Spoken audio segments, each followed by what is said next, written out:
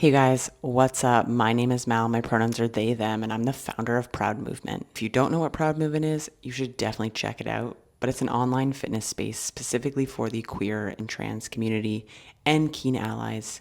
Basically, it's created for anyone who's getting gender affirming top surgery and needing a movement resource to turn to. If you want to learn more about Proud Movement, definitely check out the description below. I'll tag a lot of details there, including a free ebook.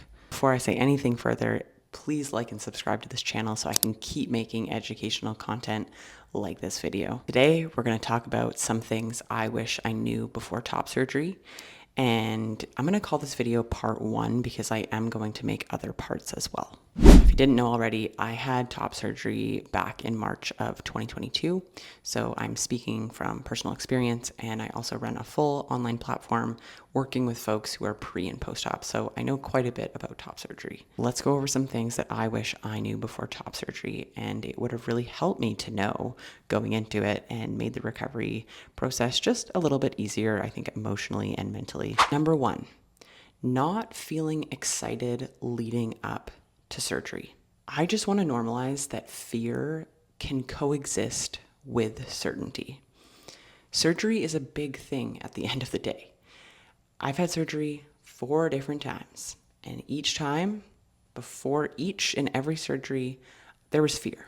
I was not excited. Think about what surgery is. Essentially, you are giving up your control and your body to medical professionals. And honestly, that's a scary thing. A lot of people, if they feel, scared leading up to specifically top surgery, they often fear that they are making the wrong decision. And I just want to normalize that feeling fear and uncertainty before top surgery is okay. It's surgery at the end of the day, especially if you've never had surgery before. It can be a very scary thing, getting, knocked out, unconscious, on the table, all the things. It is a big thing. So feeling fear beforehand is normal. It doesn't mean you're making the wrong decision. I remember when I actually got my top surgery date, the surgeon called me, had that little pre-op phone call appointment, talk about a possible date. And then when I hung up from that phone call, I instantly freaked out. And I was like, I am making the wrong decision. I just had a full panic spiral. And again, let's normalize that. I have talked with so many people who also experience that as well. So I just want to say, if you are going through that right now, or this may happen to you pre-op, it doesn't mean you're making the wrong decision. Number 2, and a very important one, healing isn't linear. And everyone's healing journey is going to look so different. So please don't compare your healing journey to someone else's. At the end of the day, we are all different people, and we are going to heal all very differently. Let's normalize that post-op is challenging. Even if you're super young, super healthy, prepared physically, emotionally, mentally beforehand, it is normal that healing is a roller coaster. Okay? You're going to have good days. You're going to have bad days. I remember some days I felt amazing. And then 2 days later, I felt terrible. And there was these peaks and valleys. And post-op is not a linear experience. It's really hard not to compare our healing journeys to other people's. But at the end of the day, keep reminding yourself that you are your own person, and that's a beautiful thing. And your body is healing, and your body is going to heal, and you just have to give your body and your mind a bit of grace. Number 3, having a solid support system in place is really important. Having people that you can count on and rely on and, hang out with you when you're kind of feeling all the feels is just important. This doesn't have to be in person. This can be an online community. This can be, texting with your friends. I'm not saying you need to be around your friends 24/7. No, the post-op, a lot of us, want to go inward and hide from people.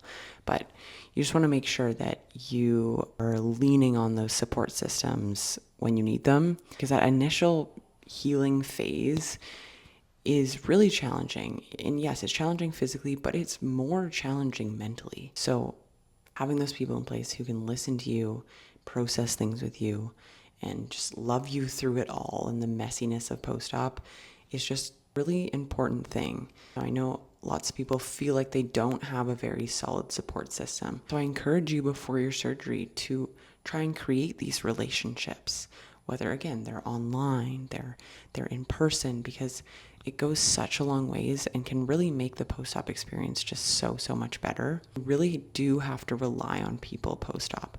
And I know for a lot of us that can be really hard because a lot of us are very independent people and, we're used to routine where we do things on our own.